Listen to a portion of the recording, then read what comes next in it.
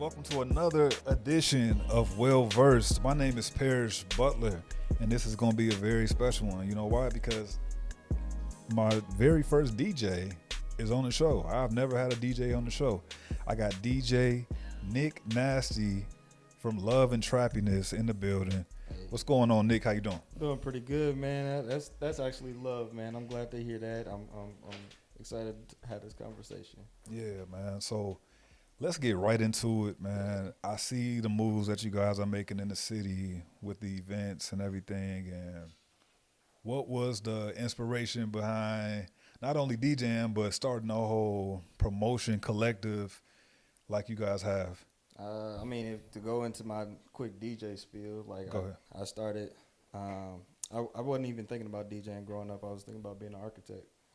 Yeah. So, by the time I got to high school, I met this guy from church. My mom connected me with this guy. Now his name is Arthur, and he DJ'd, and he did weddings and stuff like that. So he brought me and a couple people on to learn the basics of DJing.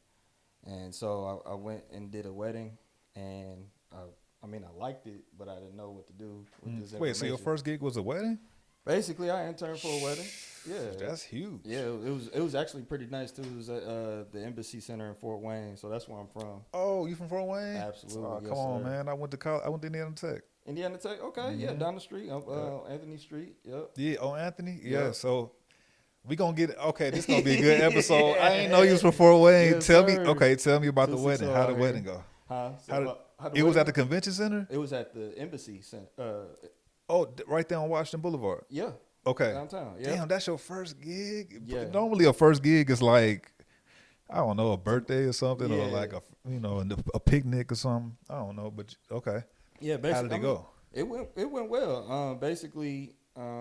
So DJ equipment was different back then, and I don't know what kind of equipment he had, but I couldn't pick up what he was putting down. So, but long story short, we did the soundtrack, and people had a good time at the wedding. Okay. And really, what I learned was how to engage clients, obviously, and then just making sure that the event goes the way that people want them to go. So, Okay. So that's a lot what I took into my growing DJ career. Don will tell you. We met in college, and I was basically doing kickbacks off of my computer and stuff like that.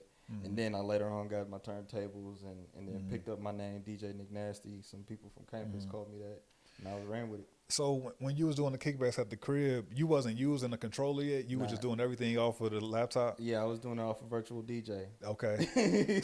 So would you say that people just kind of mess with your taste in music at first? Or they'll pass you the aux or something, or it was basically both. So I didn't grow up listening to a lot of music, and so when I got to college, I picked up what other people was listening to, what they liked. So Drake was kind of big out at the time. Picked up Lil Wayne and all the kickback vibes and everything. So I was paying attention, and then people just loved the vibe because I paid attention to what other people liked. And so, okay. And I knew how to string the songs in the right time to. That's what I felt. When I think about a DJ set, I think about it almost like a roller coaster. Oh yeah. Like I'm starting you off. You know how the roller coaster it builds, builds, and then it starts doing all the dips and turns. I think about it like that. So how do you start off your sets? Do you start old to new, or do you go? You start with a certain BPM and work your way up, or what? So, what I do, because when you talked about the roller coaster, I've noticed that some DJs know how to play a consistent vibe, but I love the roller coaster. Yeah. I love the going from maybe about 70 BPM just to start off, play kickback songs, some songs you remember. It might be old, but some of the new stuff they just haven't really hit the palette yet. And then as people are coming in, especially it gets say if it was a 10 to 2 party, basically. Okay. Then, as people come in about midnight, that's when, I'm ready to hit the bangers. And like you said, that's at the top of the roller coaster. Right. So people are oh yeah, the energy's hyped and everything. So, it don't really matter whether it's old or new. It's just the energy of the song I have picked up okay, these songs are just vibes. and then these songs give me energy. So I'm gonna play the vibes early on, and then I'm gonna play that high energy stuff, and then shoot. By the time the energy is really high, I start playing that old stuff or some R&B or stuff like that, and people are more receptive to it then than playing it early on. So, Okay. yeah. So as far as like finding music and stuff like that, do you still download the MP3s or do you everything? I download. I hate to be in a situation where like people. Oh, you got that song? Yeah. I mean, I can quickly download it off of whatever if I know I can find it. But I prefer to have all my tracks on my external hard drive. That way, I don't have to wait for it to lag, load, or nothing. I'm ready to go. Because Serato, I recently got on Serato on my computer, and you can pull up Apple Music and stuff now. Yeah, right. But you gotta hope that you got good Wi-Fi. Good Wi-Fi, because you're gonna get that lag. And I wanted to ask you, like, have you played off of Apple Music? Are you able to transition and everything without it lagging and everything, or what? I do it very, very, very seldom because, like I said, I love just having all the tracks. I mean, it's just like a DJ that has all his vinyls with him. He knows he got it. He knows what's in his bag and everything. So, right. So when it comes to like Apple Music now, I have to make sure I know when the song actually starts. Some songs got like a little extra instrumental at the beginning, or some songs got vocals, and some songs that go straight into it. So it's like, how do I want to do it? But when I've already downloaded it, chances are I've already looked at the song, structured it the way that I want to. I can set my cues and everything, so I know when exactly I want to start the song. Got you. Yeah. Got you. So at the wedding, did you have to speak? Did you have to introduce the Nah, wedding party? That was all him. That was all him back then. Okay, because that is tough though. But I've grown into. Are it, are you one of them talking DJs, or are you still growing into that? I can. I would say that I like to let my music talk for me first, though. Right. Because you get complaints like the DJ talk too much. He talk too much. Nah, I just want to let you know I'm here. Yeah. Right. So, right. Okay. So right now, like, what songs is really cracking right now as far as you said the top of the roller coaster? Mm-hmm. What songs right now you dropping at the top of the roller coaster? Oh man, I think it's changed a lot since the past couple months, really. Cause I just like more of the older classic songs still. I think that's just what it is. When I think of a new song. Feel free to pull out your Apple Music. I might have to. Yeah. But I know people really. So it also depends on. I ain't the gonna lie. vibe Right I'm now, going for. and this is not one of them like the top of the roller coaster songs, but Yeah. like I really like Justin Bieber, Yukon. Oh. I love that song. It's probably not even a song you play at the party, but that's just a song that's on the top of my head right now. Nah, I got you. I mean, it also depends on like how you structure your party. Like, so like for me, let me just put it for example. I love playing like that 2011 to 2016 vibes. So for me, it's really hard for me to find songs that give me that same high energy that I used to find. So like, I would say a newer song for me that I might play at the top of the party would be like "They Want to Have Fun" by Metro Boomin. I was just about to mention that. I like that album. That's because it gives me exactly what I'm looking for. Yeah. But like, I mean, I like how Metro got into that bag on this. Absolutely. I've seen some hate on Instagram or YouTube and stuff like that. I'm like, if a DJ know what he's doing, he knows how to make that album work perfectly. Of perfectly. Course.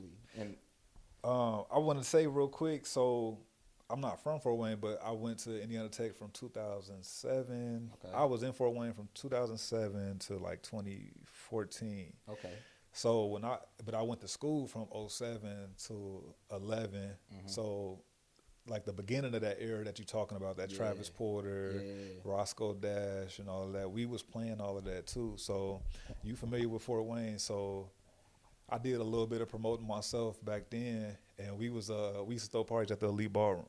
Okay. Yeah, right. Okay. So if you know the Elite Ballroom, it ain't that big. It's probably like 200-300 capacity, but we used to pack that mug That's all you out. need. That's all you That's need. all. That's all we needed, man. Very good times in there, man.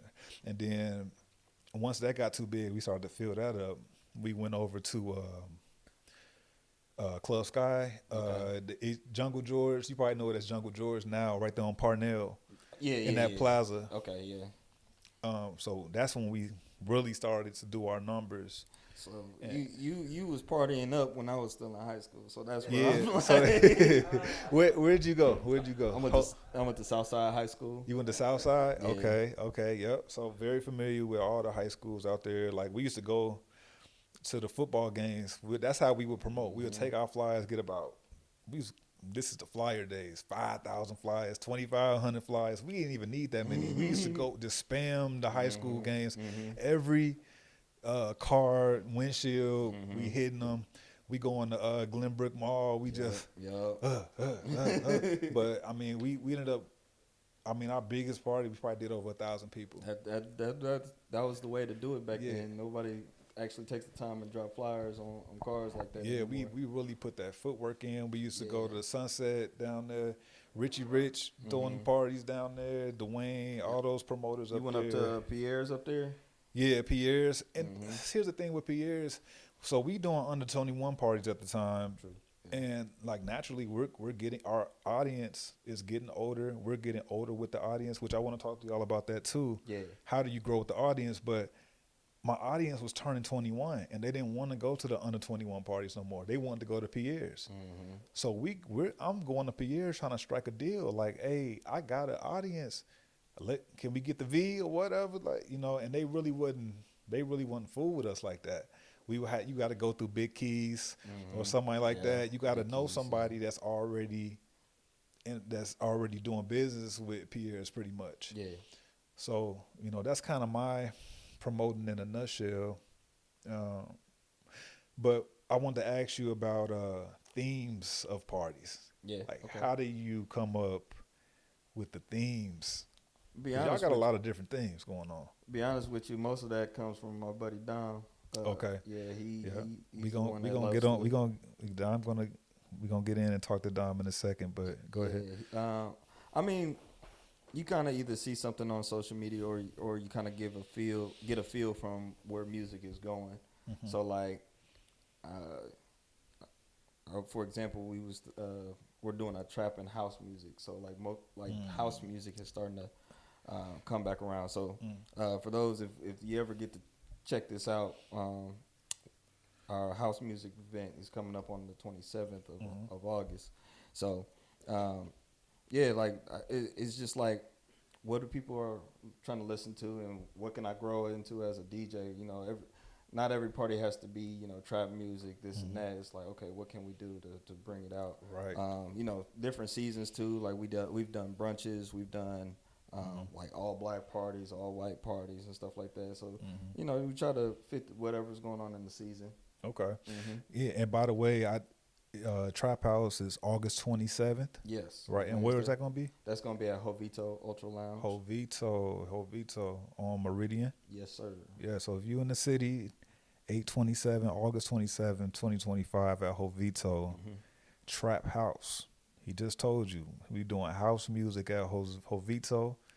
We're gonna bring that trap too. Don't sit here and think we're gonna do the house music all night. We're gonna play them trap songs for you, but just give you a new spin on music basically. So and we got plenty of other events coming up at Jovito, so that's just not the only one. Just so if tune in with us, we're gonna give y'all a good time.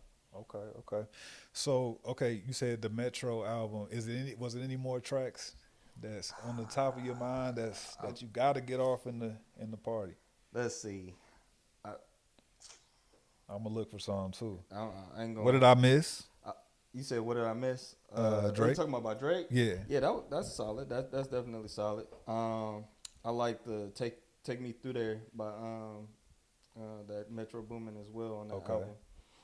And Clap Walker, yep, that's one. And then on the second part of the album, I like that Partying and Drinking. I had listened to that yesterday. I was like, that's kind of that almost slow jams. It's not quite slow jams. It gave me that drink in my cup vibe. Oh, okay. Yeah, it gave me that vibe when I was listening to it. I was like, okay, I might have to mix that with something. But yeah, I think his album was solid for what he was going for sure. Okay. I'm looking through mine too. I'm looking through my replay. I got my temperament is very laid back, and it shows in my music choice. And like I feel like that kind of affects like my DJing in the times that I've DJed in my life. I'm quick to play more of like a mid tempo joint. Like I'm very much like a Larry June, like kind of. Which he got some songs you can play like Smoothies. What is it? Smoothies. I can't. 91 or whatever it's called. But yeah, so like my mood is very much like Dom Kennedy type of stuff. But I know that ain't for everybody. And that used to be like kind of my Achilles heel when the people come up to me, oh, can you play something a little more hype or whatever. And you can really control the mood and energy. Like I'm sure you know that you can control the whole mood in a party by what you play. Absolutely. Have you ever had to like? Was it ever getting too rowdy and you had to like change the mood or go in a different direction, go in an R&B direction or something? Several times. There was a era of my life where I was doing college parties. So like it was like 2021 where I was like, okay, I'm gonna take DJing like full time seriously and everything. And so you had those parties where you playing finito, you playing some of that stuff. And then, people do want to act up a little bit. Okay, let me switch this up. I'm going to play some R&B. I'm going to play something a lot more slower, stuff like that. So, I mean, nowadays, because we grew up and we understand, like, music don't have to be just turn-up music anymore. So, right. So now, like, the Larry June and stuff like that, I've been, trying to spin and add that to the repertoire. You feel like people more receptive to it? The older you get, the more you appreciate it. I think that's what it is. I just did an event at IUI a couple of days ago. It was actually band night. So they brought a band. What was it? 5 After Midnight. It's a local band basically. They do covers and stuff. But after they did their set, I did mine, and the younger crowd wanted to hear a lot of the turn up music, and I'm like, first of all, we outside. Second of all, this is a IU housing event. But when I have another party coming up for y'all, I'll play it there. I'll play the stuff that you want to hear there.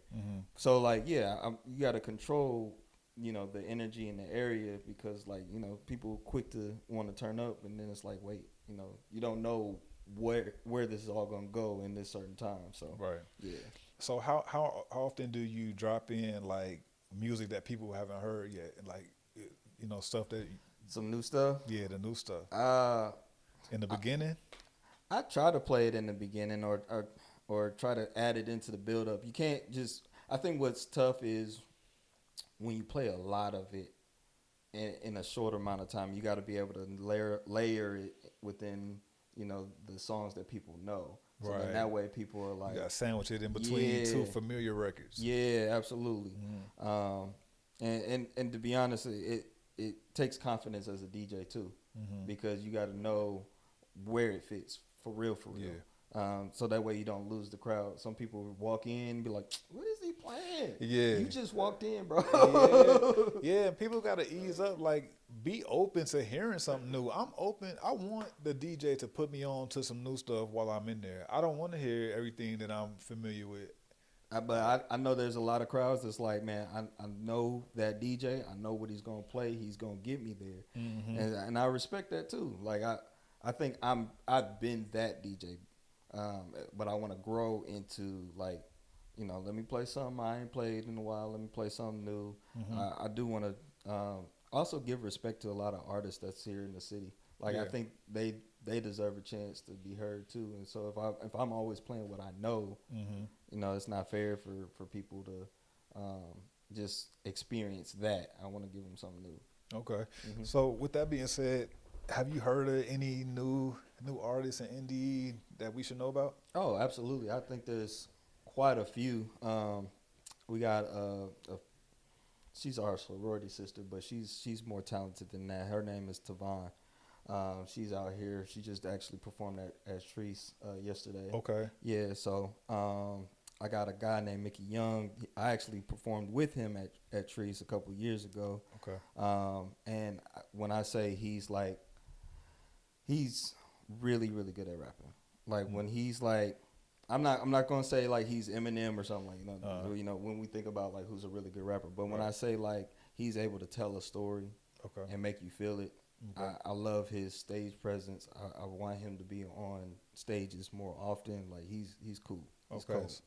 And then I mean I just bump into a lot of people, and I think everybody really do need a chance to get on stage and express themselves. So you said Mickey Young and who else? Tavon. And Tavon. Mickey Young and Tavon. Be on the lookout for those two artists. You mentioned Treese. Yes. Did you attend Treese yesterday? I did not, and I feel bad, but at the same time, by the time I saw the tickets and everything, when my bank account is set up, and so to make the story more relevant, I recently just started doing full-time DJing. Okay. And so I'm not working anywhere. I'm working for myself. And so just taking care of myself and my family, that's what's important right now. Yeah, I mean, I commend you for making that leap, man. Everybody ain't got the courage to really step out on faith and actually go after their passions.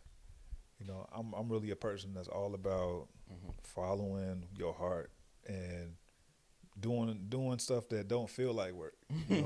Get paid for it. Absolutely. I really love enjoying what you're doing. I love it.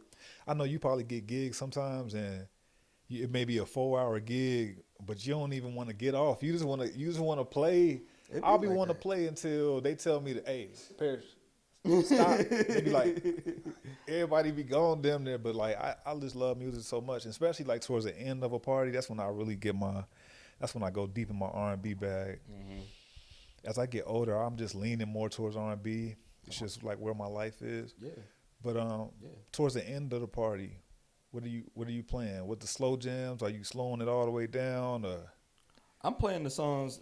It can be slow jams, but I'm definitely playing songs that you gonna sing and rap to. Like you know the lyrics. Mm-hmm. I want you to be able to get that off your chest before you leave. At least you know what I'm saying. We not dancing and twerking or anything. Towards the end, we don't have to. That is, but like I could think of some 90s R&B, like some Jodeci or something like. Right, come and talk to me. Something like that. Or I mean, what I played, KO by 2 Chainz at a party recently, and that everybody was like, "When I woke up this morning, all I could think about is you." I love getting in that era, that bag. Yeah. Okay. I like to end the party, something slow. I may do like a So Anxious or something like that. Yeah. You can always get into that early 2000s bag. You know what I'm saying? So with Love and Trapping, y'all have a playlist? Do we have a play? We have a playlist for. We had a playlist for this upcoming event that we have. The upcoming event? Okay. So it's not the Trap House. So we have a Love and Trap season co-sponsored event, basically. Gotcha. It's with Cuffin Season. Shout out to Aisha Rose. Shout out to Aisha. Yeah, so we have some music out there for people to listen to for that event. Okay. But what platforms can they get that playlist? Yeah, it's on Spotify, Apple Music, and is it Tidal too? Yep, Tidal. Okay. And then talk more about that event, that Cuffin Season event.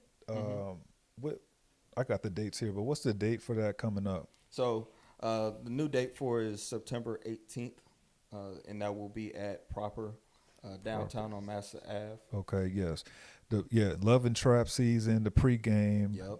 September 18th at Proper Indy. That's 614 Mass Ave, Indianapolis, Indiana. So merch.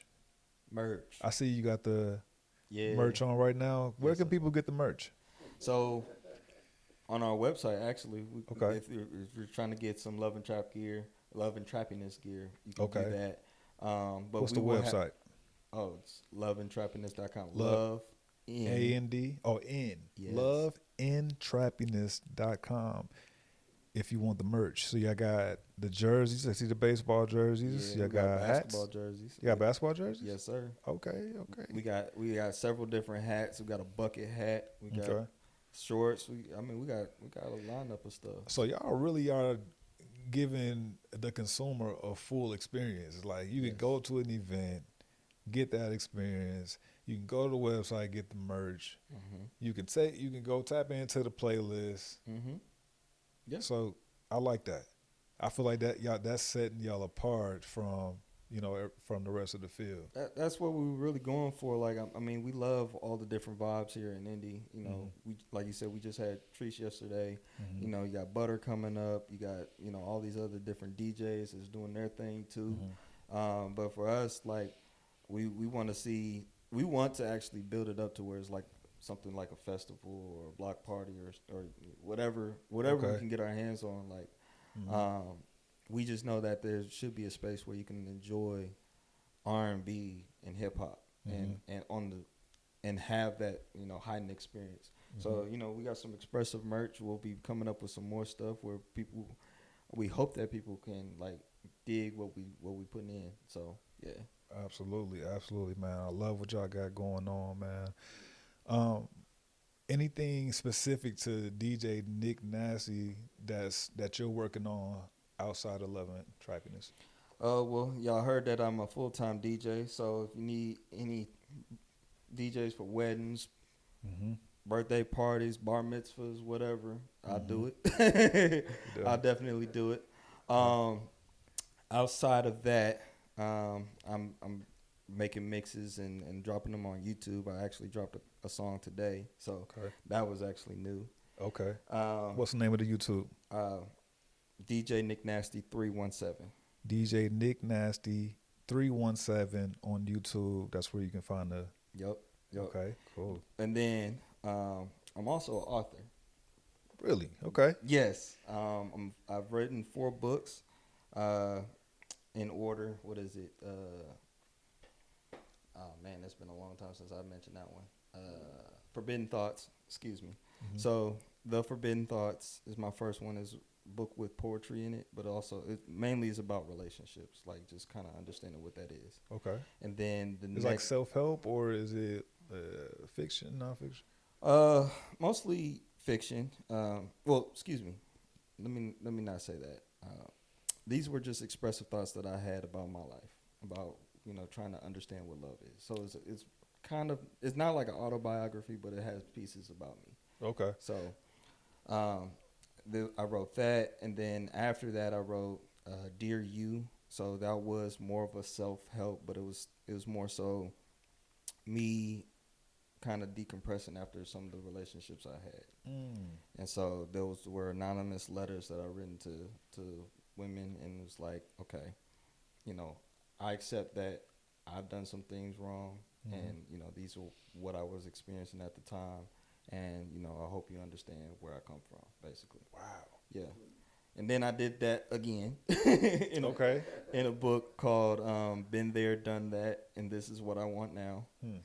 And that was a lot about, like I said, the same things, but like it was really good healing for me. Understanding like where I want my life to go, walking with God, doing a lot of repentance. Yeah, it really got my mind ready for my last book, and also now that I'm married too. So me and my wife co-wrote this last book. Okay. Yeah, and that one is I don't know why I can't think of it right now. Forgive me. Oh my gosh, what is the name of our podcast? Why am I tweaking right now? There's an I in Marriage. Oh, there's an I in Marriage. It's called There's an I in Marriage. Got you. So the process of writing a book, walk me through that, because are you just like sitting down and just like banging a book out, or is it like I work on a chapter, I work on a chapter, you know, just when you find time in between DJing? Yeah, so I would say that I wrote it in pieces.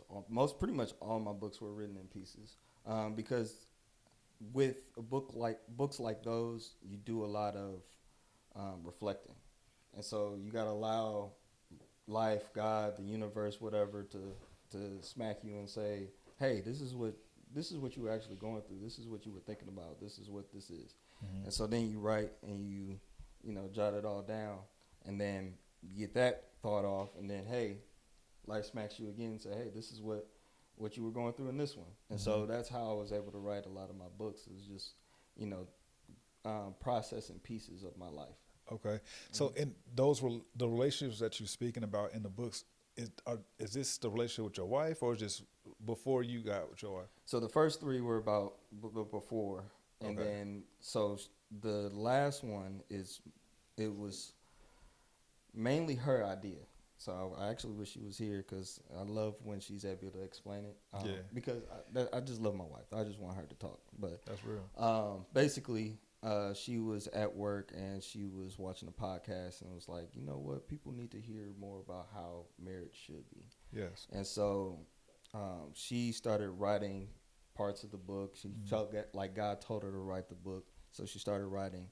I had started writing pieces of it prior to that, but I didn't know when I was going to write another book. And then by the time she fleshed out most of the book, she was like, you know that piece that you got? Let me read it. Oh, this fits perfectly. And so we threw it into the book, and Wow. and that's how it worked. Damn, man. I did not expect you to say you wrote 4 books, man. Hey, But man, I commend you. Like, I got lots of respect for that, man. Like, I'm all for being a self-starter, not waiting on somebody to give you an opportunity. You know, talk about the self-publishing aspect of it. Absolutely. So, the first 3 books, I did that through Kindle publishing. Basically, it's the Amazon version. Okay. And I did some with Apple Books as well. So, if you look on Amazon, you'll definitely see all 4 of them on Amazon. Okay. The other, there might be like 1 or 2 on Apple Books. But basically, the Kindle publishing, it allows you to just copy and paste anything that you wrote into it. What you don't really get from there is someone who's proofreading. You don't get someone who's able to align the pages for you. Oh, okay. You don't really get the backing of like some publishing companies where they give you resources to promote your book and stuff like that. Right. So I did all of that with the first 3 books. Okay. I still think that if you just really want to get something out, and you know that you're going to promote yourself really, really hard, why not give that a chance? You know what I'm saying? Have somebody proofread it and line it, do whatever you need. But go through that if that's the easiest and most affordable way for you to do it. Okay. But me and my wife, when we did this last book, There's an I in Marriage, we went through a company called Palmetto Publishing. And so they're the ones that made sure it was lined, everything looked neat, make sure the pictures look well. When you say in line, what do you mean, like the paragraphs or something? Paragraphs, make sure so. It's not like a word hanging off or something. Well, typos. So when I wrote my 3rd book, when I put the words on the paper, it was really more so like I took a PDF and then it was plastered on there. And so it looks just completely different because it's like a box around the words and stuff like that. So when I say it actually being aligned, sometimes when you don't do it like with that PDF route, then stuff is like hanging off or like the letters are scrunched against each other. Because it's justified, not like aligned right or like left justified, right? Yeah. So it's a lot of those like things that you have to really watch out for when it comes to writing a book. But the publishing company took care of everything really. Okay. So and then I mean, not to get too far into the specifics, but they obviously take like a percentage or whatever, or the sales or whatever? So or you got to pay them up front. really, yeah, the publishing company, we paid them up front. Okay. It costs quite a bit, but I mean, I think it's worth it. At least Okay. getting the experience, because sometimes there's just things you don't know. Right. Also, this book, There's an I in Marriage, it's not only on Amazon, it's on Barnes and Noble and Walmart and a lot of other places, Target. So they did all of that for us, making sure that it all aligns and is structured for each distribution company, basically. Okay. So, I mean, I think you are able to do that all by yourself if you still did the work yourself. But us not knowing, what was available, we said, let's try to publish a company. And I still would recommend them. They were really great people. Nice. So I seen you said the first album you ever purchased with your own money was Miseducation in the Lauryn Hill. No, I think Was that the? it was Neo. Dear the Gentleman. Yeah, Okay. yeah, Year of the Gentleman.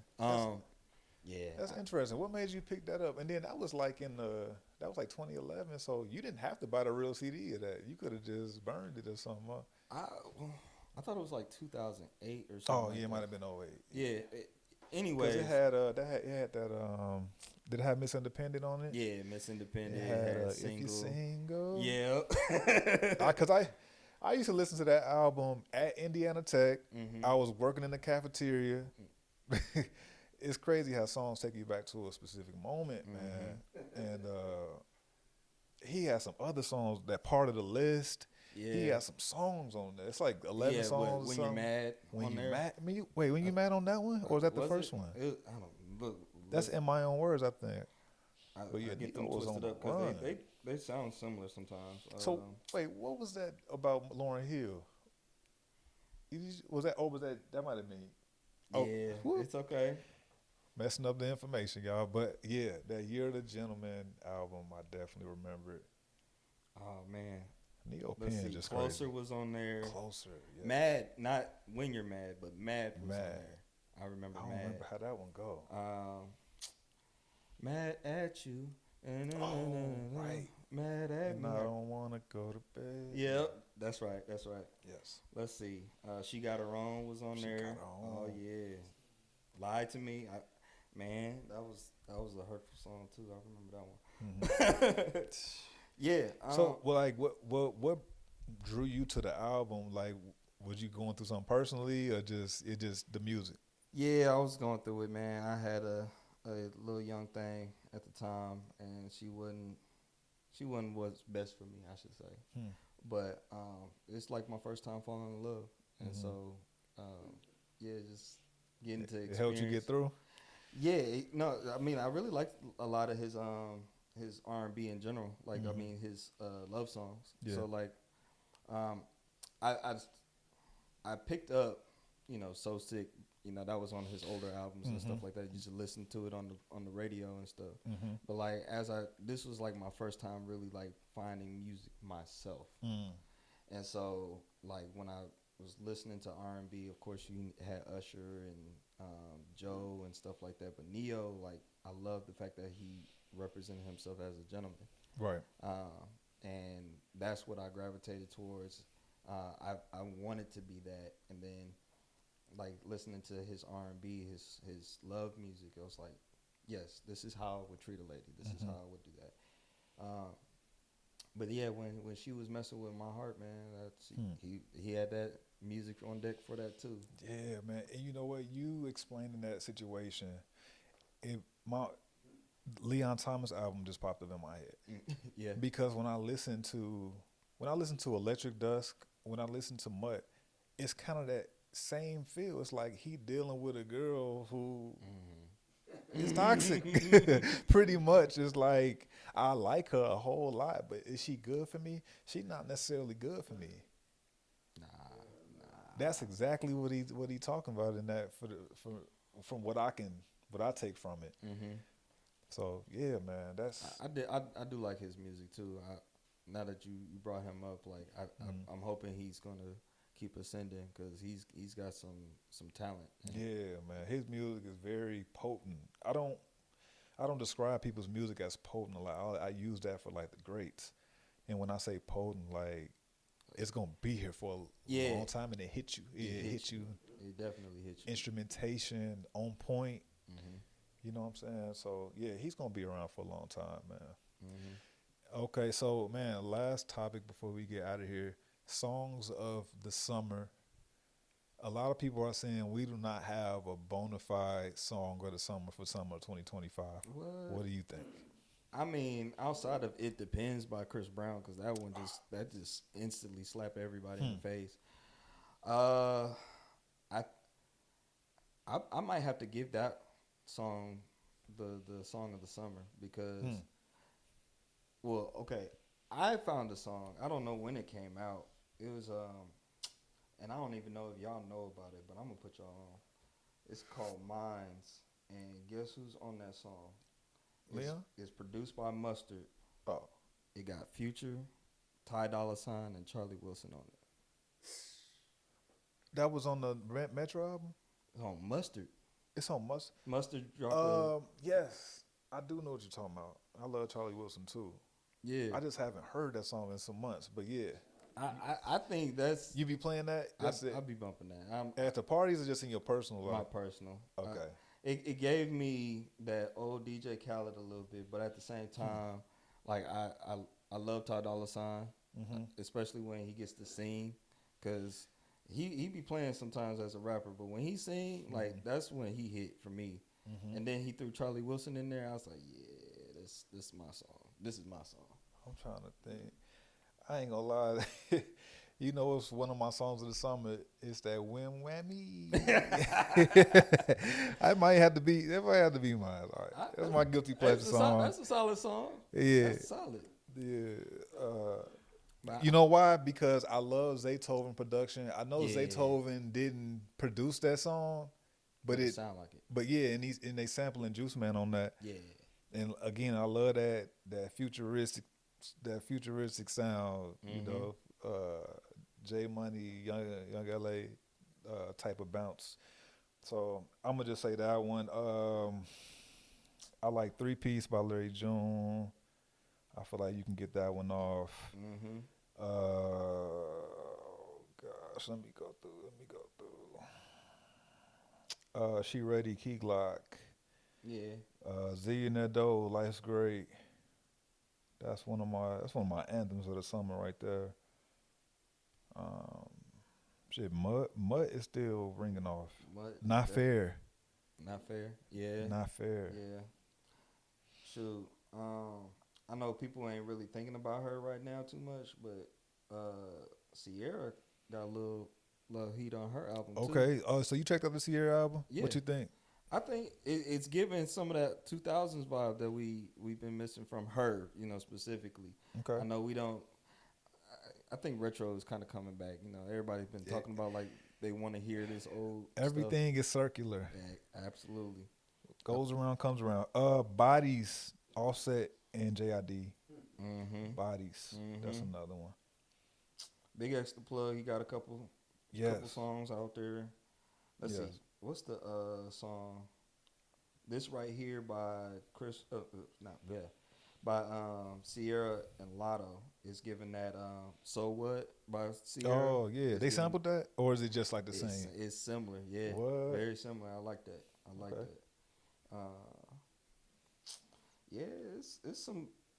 I think this year's music is better than last year's. I think I want to say that. And it's like it all came within the last month and a half. We just been having this burst of just music every week, and it's decent and it's good music. It ain't like people just throwing out anything, Clips, Gibbs, all of that, man. So yeah, we definitely in a good time right now. It started off slow. The year started off slow. I think what happened, and I'm gonna credit 2 artists, but I know everybody's working their butts off. It was Kendrick Lamar and Glorilla. Like, if it wasn't for Glorilla when Whammy, I think wouldn't have that same energy. Oh, okay. And then when like Kendrick Lamar, he came out with a solid album, and like he let you remember that it's okay to have fun, but like I'm still give you that in between old school, new school vibe. Like that made people step up in their producing. That made people step up in their rapping and stuff like that. I think between them two people, it's kind of like influenced this year. Because last year, like I said, like I wasn't really feeling much of the music as much. But this year, I think people been on their game. And then, shoot, Chris Brown dropped some stuff. I was a little nervous about Drake, but I think he's coming back around too. Oh yeah. Yeah. So. Yeah. So what's your prediction for the rest of the year? Like, you think it's gonna taper off, or you think we gonna get some more heaters, or what? I think there's gonna be some more heat out there. It's probably gonna be from people that we just wasn't expecting it from. Let me put it that way. Because I mean, even just the Leon Thomas just taking off himself. Like I said, like people are being intentional about how they are making their music now, and I love that. Yes. Like, don't just give me a beat that you found on YouTube or SoundCloud. Give me some production. Yeah. I want the highs, the lows, all the feelings in the middle. Like, give me that. Because I think these younger artists are seeing that it's not necessarily a young man's game anymore. It's about making quality music. And when you make quality music, you can perform that music for the rest of your life. Yes. Like, it's crazy that, not to keep going, but like Chris Brown is able to still, and Beyonce, they're able to 20 years go strong and give you a whole catalog and new music. Like, that's beautiful. Yeah, a good. We're seeing in real time how a great catalog can keep your career going forward, and keep you on the road, making that bread or whatever. So, man. We touched on a lot of topics, man. Yeah, like 260 out here. shout out to Fort Wayne. That's my home away from home, man. I tell people all the time, I've had some of the best times of my life. When's the last time you've been back there? I was just out there about 2 weekends ago. But I was in Huntertown though. Okay. I was at. I'm giving y'all too much on here. I was out north.